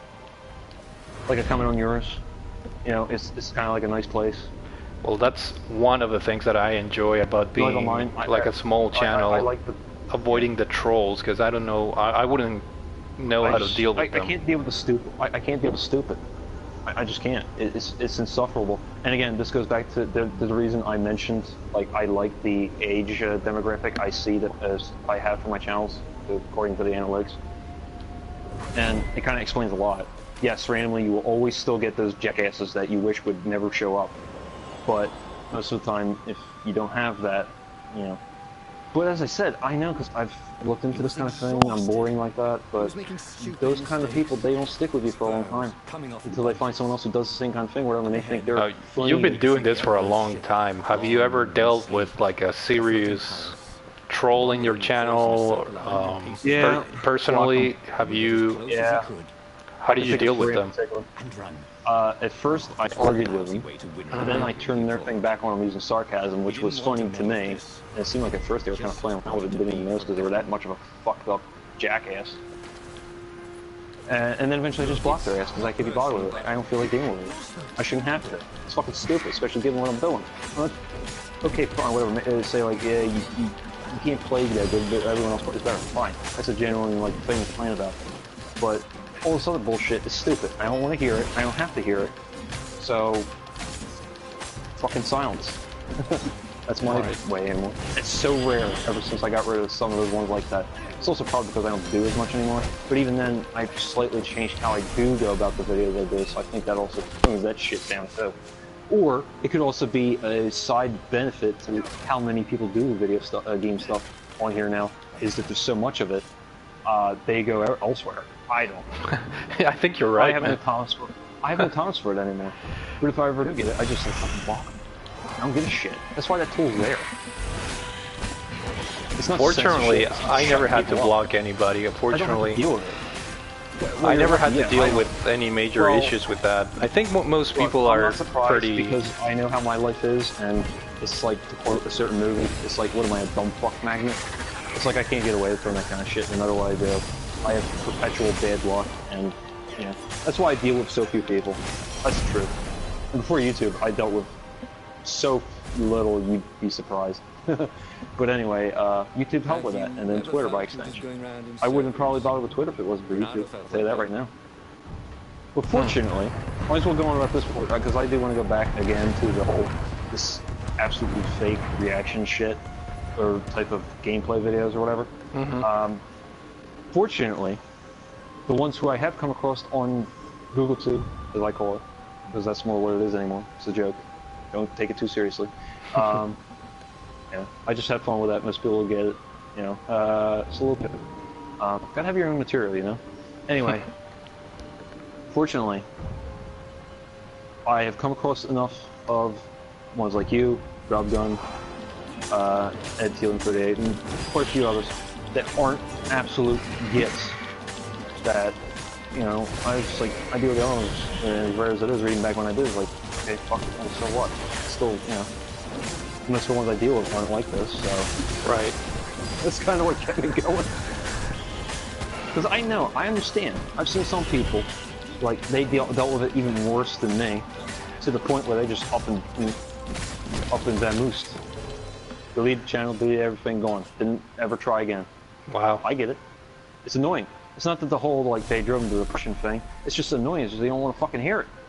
But you do want people to comment. So if you disable the comment box, even if you have a genuine reason. Sorry. Even if you have a genuine reason, like, you're shutting them out. And it's not right to them. So, it's a fucking uphill battle.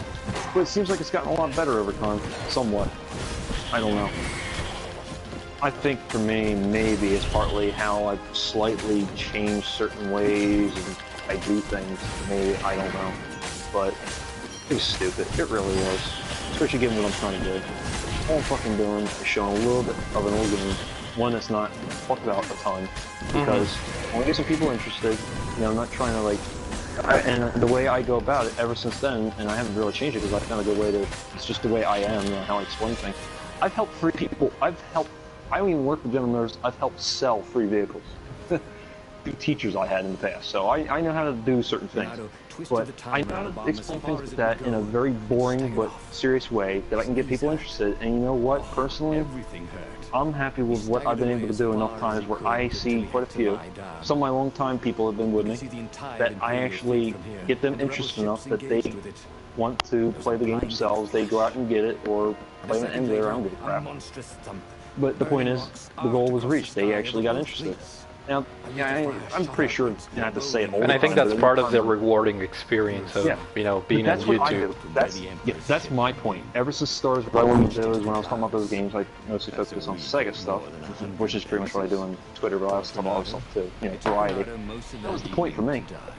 That's all I was trying to do. All I was trying to do is get someone interested in the game. I'm not building up to be anything it's not. I'm doing like what these game companies actually made the game, doing promising this, that, and everything else, and it doesn't happen. Looking at you, Peter Molyneux.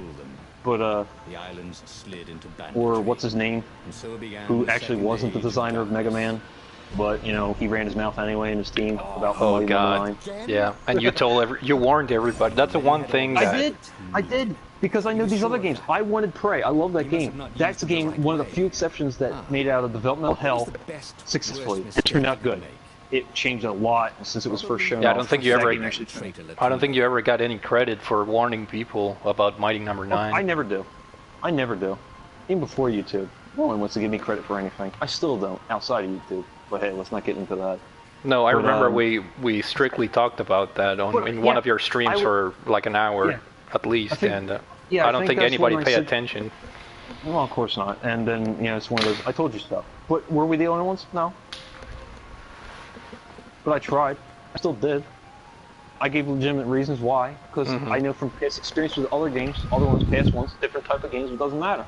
I know the lines. I know this. It is not good when you see a game delayed that many times, or promises after promises. You see video that looks completely different. Look at how that game looked visually when it was first shown off. A completely different visual style. It looks like a cheap crap like phone game. That was like a 180 turn right there. That the game looks so radically different from when it was first unveiled. Remember that? The first video, and then when you compare it to the final product, it's just something completely different. Not even the same. But speaking of, I mentioned earlier I was giving Jim Sterling a second chance because you know what? The guy, I think he deserves it. And I gotta say, I have found some stuff he likes, and one of the things I watched was a Jim position he did about Mighty Number 9. I agree with him on most of what he said in that, in particular things like I just said here.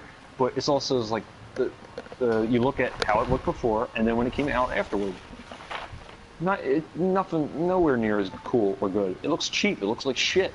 And I've talked to people who actually can play Mega Man great, and have loved the series ever since the NES. I've talked to them, and I told them why I was asking them. If they didn't play Mighty Number 9, they've only seen videos, and or if they also have played it, and they have all told me the same thing, is like, this is not even anything remotely close to Mega Man. I'm talking about like true Mega Man fans. You know? Right. Ones who have played the shit like on the NES. I don't mean they played every single one either. I mean, they played a good amount. They played like the ones on the NES, they played the X series when that started, and like some of the other kind of things. And it's like, no, this is disappointing. It wasn't worth the wait. All those delays didn't help. It changed, and not in a good way. And I personally, with games I'm interested in, I wanted to play. I can go on about this if you want me to. I don't know how long we're here. I can give examples. I won't say every way they changed and not for the better, but I can give some examples. But you know what I find the most funny thing about the Mighty Number 9 that I find personally is that... I'm disappointed. No, but you know what's the funny thing? The funny thing is that that game got delayed, and the loss of quality was blamed on the fact that they were working on the online part of the game, which is something that nobody asked for. That who the fuck asked for an online feature on a Mega Man clone? Nobody asked for that. Don't forget the wonderful DLC. The wonderful DLC. They started working on that before it was done. And but you know what? It wasn't good for them, but it was good for us because we knew what the fuck was going on. We could criticize it for it for good reason. Bitched at them for it when they announced that. You fucking kidding me? Finish the game. Right. Also, all that money they took in, give me a fucking break. I can tell you, I'm not going to go about it because it brings up a lot of arguments. Not everyone agrees. I know you know me and what I think about it. I'm not, too big on the Kickstarter and all that kind of stuff. But some stuff has worked on it, and there's one or two things that I personally have played and gotten, which wouldn't have happened without that. But the real good success stories are slim and few. But we got a lot of nasty stories, and I think there's more nasty than positive. Yeah, unfortunately, I'm sorry, but that's the truth, man. I'm really sorry. But it's too late. You already did, so I can say it now. I'm not afraid to say things like that, but I just don't feel years ago, alright, let me break into this little side tangent. Part of the reason I don't do as much on YouTube anymore is, like I said, I don't have the energy for it, and part of it is from arguing things I shouldn't have to argue. It's what I think, I explain, because you know me, I go on way too long about anything, so there's no way you can't say I wasn't clear about my stance on something. And it's my personal thing. I can't stress it enough when I talk about any of this shit. It's my own personal whatever I think about it. But I still gotta explain myself anyway. I just lost the energy for it, and that's why I didn't want to say what you did, but fortunately you did for me, so now, yeah, I think the same way. I don't think inherently it's a bad thing. I think it's a way too much of a crutch these days. It was never a thing in the past, and I kind of wish it was still that way, because I'm tired of hearing about it all the time. I'm tired of seeing people, look, it's their fault to be too gullible and not doing research into these people that are doing stuff like the Coleco Chameleon. Oh, God. There's one example, there's others. But then you got that's stuff one like of the biggest fuck-ups. Like, yeah, that's one example. Like, well, should we use it as an example of Yooka-Laylee? Yes, we can. So we go on about that? Because you and me were talking about it, but no one else was hearing what we were talking about. All right, what was it? Remember when the first time you were talking to me on here, which was also the first time I talked to anyone on here with the voice thing, on PlayStation 4 here, and we were talking about Yooka-Laylee, and you were Did anybody add you to do party chat? so far, or No. I mean, no, we weren't doing the stream thing like we're doing now. It was just you and me talking. It was just you and But me, anyway, no party. Let's go on stream. again about a little. Yeah, well, let's go. I think this is a good example for some of the stuff we're going on about here. Let's go on about that one thing we both were going about and agreed, and I've seen some others, and I've talked to a few others on Twitter, mainly, about Yaka Laka Laka Lele. Yes, I know it's not how you say it. I'm making fun of it, kind of, not because I hate it. I don't have it yet. I would like to get it when it's a little cheaper, just because I don't have tons of money to float around. There's a lot of games I want to get for PS4. I gotta play catch up. But even then, I understood exactly what they were doing. It was to pay tribute and be in the style of a 1998 platformer, aka Banjo-Kazooie, right down to the way the music sounds. Even the same composer guy, which I can't pronounce his name. I'm not good with names, but he did it. David Weiss. Style. Yeah, him. There you go. I know you can. Well, you got the game, so you can fill in the gaps for me what I'm messing up here. Anyway, a lot of complaints of some of these people are, I will say, absolutely jaded, missed the point, and just were, I can't say spoiled by modern games, but at the same time, it's like, you can't expect the game with that budget, with an intentional goal, to be like, I don't know, Near Automata or any of this other shit. It's not what it's supposed to be. It was supposed to be a platformer done in the 1998 era style, which means some of the stuff will be kind of archaic, but that's intentional. It's not a mistake. Right. I do say some things could have been updated. The camera with the right control, control. That's one thing. It won't, and you agree with me, and others I brought up to, specifically this one example, because it was more like a tester to see what they would do. I know you wouldn't have a problem with me bringing this up, because I know how you are. Right. This is another thing. I know who I can talk to about this kind of stuff. But the camera is one example where they should have, and I would have told them, this is one thing you can make modern feeling. It wouldn't ruin the feeling of the game. It would still be what you were trying to do. And it would also, there are certain things that they can modernize, if you will. Hold on. Anyway, as much as I'm talking, if we talk on here a lot more, maybe it might be worthwhile for me to actually get like a better head thing, because I hate this in-ear stuff. Anyway. I had to refix it. Anyway, but yeah, there's a few things like that which would not at all affect. I know, because I've played some games like this. And I know it's the same with that one. There's some aspects like that you can fix into a modern way, and there's a reason, you know, certain conventions have been adopted and are pretty much standardized in games. And for good reason. But you can still have those things in there, but still get your goal in. Exactly. The camera is the one example. I know for a fact. I 100% I know, because I played games, and I know it works. They could have and should have made the camera more like the hell the game I'm playing right now, Near Automata, the way the camera works with the stick. Click exactly. It in, modernize whatever needs to aid the game. Sensitivity setting. That's it. That's it. Not asking for anything special here. You don't even have to have an inverted option, but you know what? That'd be nice. I support that, much like, you know, well, I come from the computer world of playing games, so, you know, I support a lot of, you know, customization for that kind of shit. Well, anyway, the more options, the better, always. Yeah, but you know what? At the same time, I can let that slide sometimes. But you know what? The camera, you didn't have to do it that way. We're not using the C buttons on the N64 anymore. With enough leverage, you didn't have to do it that way. Now, the point I'm making here is I keep repeating myself over and over, but there's a thing to this, and I think this is the best example for this whole point that we're trying to make, or at least I'm making at the current time. If they just made the camera more like a modern game, like say Near Automata or pretty much most others, not only would a lot of complaints would have been dealt with, specifically with the camera, because I know you've seen it just like me, a lot of the complaints from the professional reviewers or just people in frickin' the Poison YouTube comments bitching about the camera. Okay, fine. But at the same time, I think they should not be complaining as much, because they're missing the point that it wasn't a mistake, it was an intentional decision, not the right decision. Other aspects of that game that make it like a 1998 platformer, aka Banjo-Kazooie, are as they should be. The way the worlds work, the way the collectibles work, that it's a collectathon. Collectathon, the types of move you have, yeah, the overworld, the way the characters talk, the collectible, the way the characters talk. Oh now, this man, is something I people complain so much about that, but people, I think everyone's entitled. I think people that complain about this haven't played Banjo-Kazooie. That's the problem. Yeah, and you know what? It's a shame. I don't care if it's you get the on the original N64, you're playing on the emulator, which works okay on the N64 emulator, or you get on Xbox Live Arcade or Rare Replay. I don't give a shit. The original, not Banjo-Tooie, not that stupid racing freaking whatever crap that was nuts and bolts. I hate that. The first two. specifically with the first one, because that's what Laka Lele is supposed to be harking back to. Right. They even pretty much said it themselves without, you know, getting copyrighted by Microsoft. No, yeah, it's supposed to be a homage to the first game, Banjo-Kazooie. And let's make that clear again, and I know you can attest to that, because, so let's, like, disclosure here. I remember you told me this, like, I've talked to a few others that did. You are one who, I don't know what level you did, it's kind of irrelevant, but you are someone who contributed on the Kickstarter thing, right? Correct. Yeah, okay, let's just get that clear here. So you have even more of a race in this than me. And, well, you've been playing on the PlayStation 4, and I think you're pretty much done with it now, or not 100%ing it, whatever. You put a good amount of time into this. Yeah. So you played a good amount of time to this, and even though I've not played it, I can still talk about this kind of stuff because I have experience with games like it, aka Banjo-Kazooie, which I loved, and I played the shit ton of it on the N64, including 100%ing it.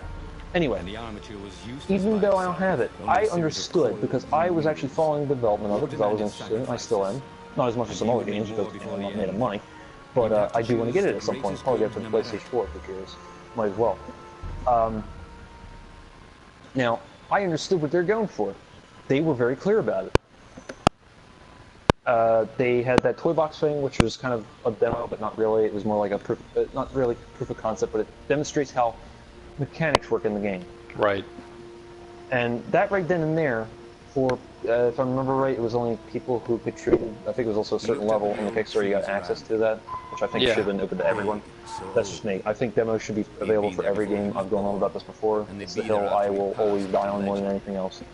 Because again, I come back from the world of playing games, hearing these demos and trials for almost every game. And you can still find a lot of those around there. Anyway, you know, that right there, also, very clear about what the game looks like, plays like, controls like, also how the characters don't actually talk with real voices. Now, I kind of started going on about this, but I want to actually, you know, go on this too as an example. This is something I don't think we went on when we were just talking to ourselves. But again, I think you'll understand exactly what I'm getting at here.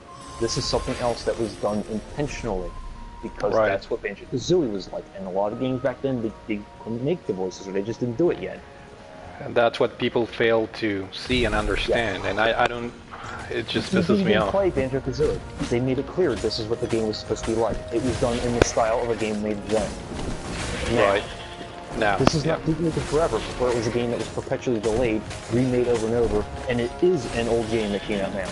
This is a new game that was made now with Unity, by the way. Which, by the way, I gotta say, this game and many others, more and more lately, Unity has become a very impressive engine that people actually make use of it. It's incredible. Anyway, they were very upfront with it, what kind of a game it's supposed to be, what it's like, and the style of it. The problem is when you have people that don't know about the background. People that don't know about the background of the game. It's not hard. It's not hard to look into it. Not everyone's played Banjo-Kazooie. I know that. But it's called a night shooter. Not being lazy. It doesn't take that long to do research. Look at one video, gameplay video of the shit ton that are on YouTube of Banjo-Kazooie. All you have to do is look at one gameplay video, and you're gonna see immediately about the the voices and things like that. It's part of the charm of the original game. It could have commentary or not. Just look at how that game works and plays. I don't care if you're looking at like the beginning of it or the middle part, whatever. You will notice immediately how similar it is. Right. That's what they're going for. Because let's not also forget, Rare is not the same Rare as it used to be. But quite a few of the people, the talent who made Rare, are at the company, the development studio house, whatever you want to call it, the company, whatever, that made Yaka Laka Lele, which is called Playtonic. Some of those people. Yeah. So you actually have this, not all. Yeah, and it's based in the UK, just like Rare was. Yeah, which, much like Psygnosis, Rare was a great UK developer. Former employees from there, right? Yep. So, it's not only is it done in the style of that, you actually have some of the people who were literally part of that, the original Banjo-Kazooie making that. Which I think personally is the best, one of the other good things about that. Maybe it's just me. I just think it's just like when you get so many people that do something and then they come back for, if it's like a sequel, a remake of it, or something extremely similar to what they've already done. It works out better that way in most ways. I don't know, just get that feel. Just like the composer. I guarantee the music would not be as like, I don't know how to explain it. Like the music in that game, I've listened to it. Right. I know, and I feel like I'm playing Banjo-Kazooie. Yes, it's not the exact same music. I know that. It's not Bubblegum Swamp. It's not Freeze Easy Feet. I know. Yeah, but it's But on you the same listen to style. that. You can tell it has the same That game, influence, Yaka Laka basically. Lele, was made for people like us. It was made for people like us that remember Banjo-Kazooie, liked it a lot, and wanted a game like that again. Exactly. And I want to go back to my number 9 real quick. That's what that should have been. That's what it was supposed to be. That was Because yeah. Capcom It was doesn't supposed give to a be shit that. about Mega Man. Exactly. Capcom doesn't give a shit about Mega Man. Understandably, it's got a big fan base. I know that. I'm not good at it, but you know what? I like Mega Man, and I understand I sympathize why people are pissed off about it, and they were damn right about it.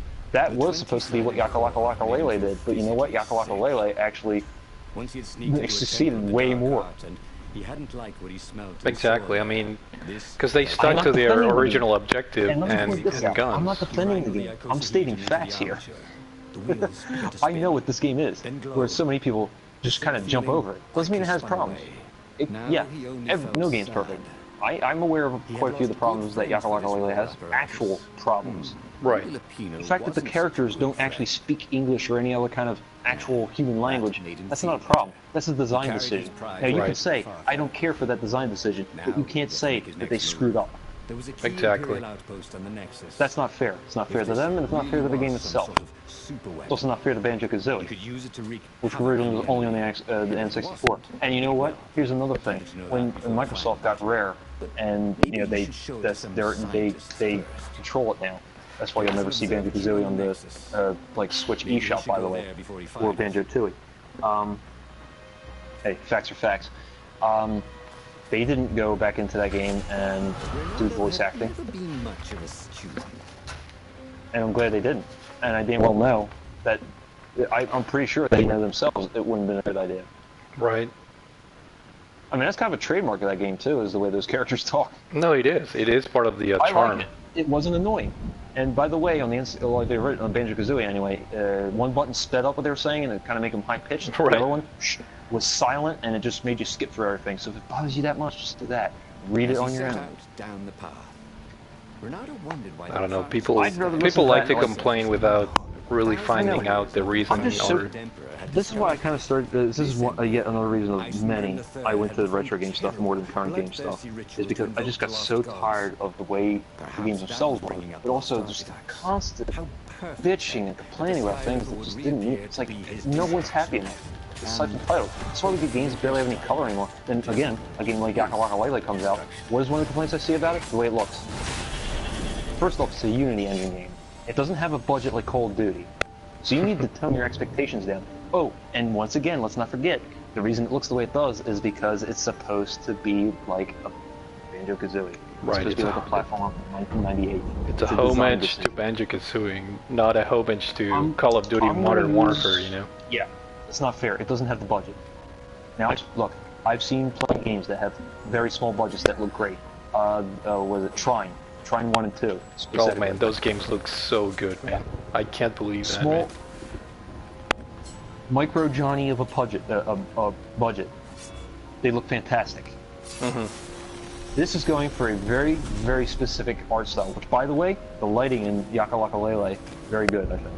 Yes. Like reflection kind of lighting. Yes. I noticed that. Looks Yep. very good. I Yep. gotta give it that. But you know what? If anything, I'm just happy they put out a freaking colorful game in this now. We still get games that have barely any color. I love it. It's like I'm back in 1998 again, and Banjo-Kazooie. We need more of those games. Yeah, yeah. But unfortunately, I don't think that's going to happen because of, well, this. Who's your next of kin? It's not. Like I said, I know the game has problems. I'm not saying it's perfect. I just find the problems that actually are problems. I agree with. But a lot of this other shit is stupid. No, it really makes no sense. I kind of wish we were actually playing it right now. That would be like a great visual aid. Exactly, right? But it doesn't matter. I kind of explained it well enough. It's like, no, the visual stuff. It was intentionally to be like that from the beginning. That's what this was supposed to be. This is not, and this is why I mentioned my number 9 and kind of went on to this. That game changed completely from the way it looked, and it looked like a crap, like mobile game.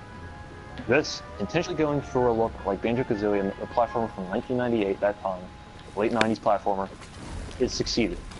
It's just people get confused, you know. They can't tell the difference between a design decision and And the actual. collectible stuff, that way, it's very much like a Banjo-Kazooie. Hell, I was looking at a video of it, and it's like, holy shit.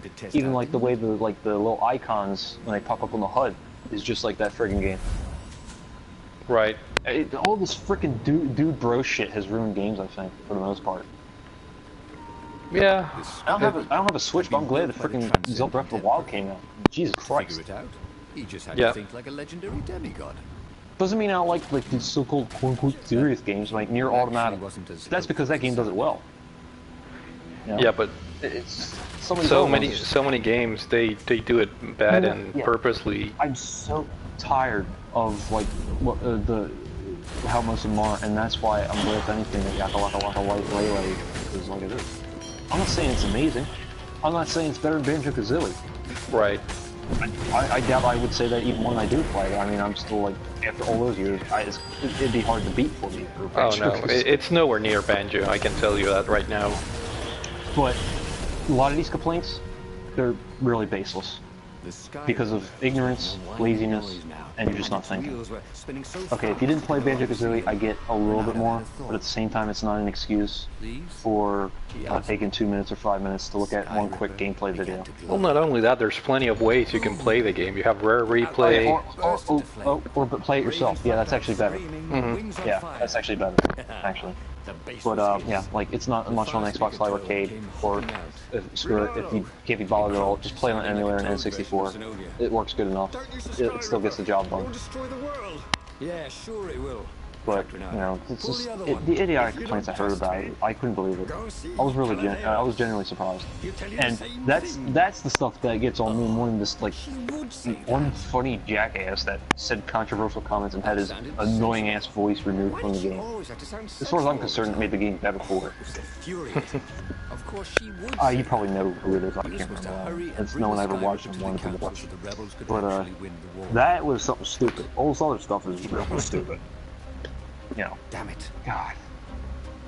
You know, I'd say the same thing if I didn't play Banjo-Kazooie back then, or later on. Because I just know better. If I'm going to write a game off, I have to have a reason for it. I wrote the Dead or Alive series off because I don't like it. I tried a few of them, I played them, I don't like it. Yeah.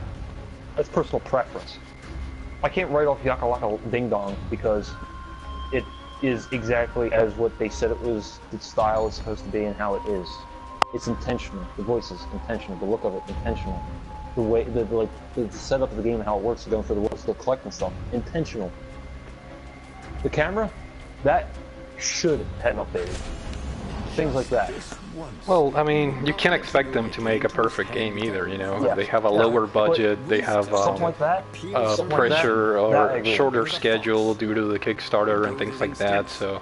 It's just expectations. It's ridiculous. It's blown out of proportion. Like, it's not like Retro City Rampage. I mean, shit. But if there was one thing Renato could never bring himself, I feel bad for him. And this is not like a no man's press E button to do everything situation. That's another example of being misled and not getting any information to understand much of anything.